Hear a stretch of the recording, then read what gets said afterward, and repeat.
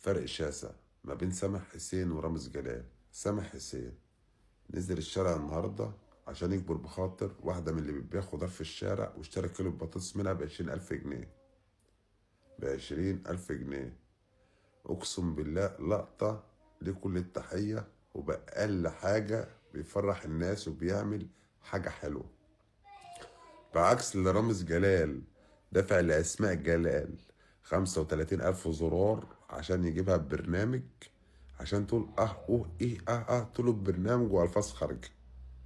يعني رامز دافع 1,500,000 لواحدة عشان يجي يفطرونا في رمضان، عشان يجي شايلينا ذنوب، عشان يعلمونا وألفاظ خارجة، في عز ما سامح حسين ب20,000 جنيه، يعني 400 دولار، يعني أقل من رامز 200 مرة. بس عمل لقطة أقسم بالله 100 مليون مصري يقول له شابو.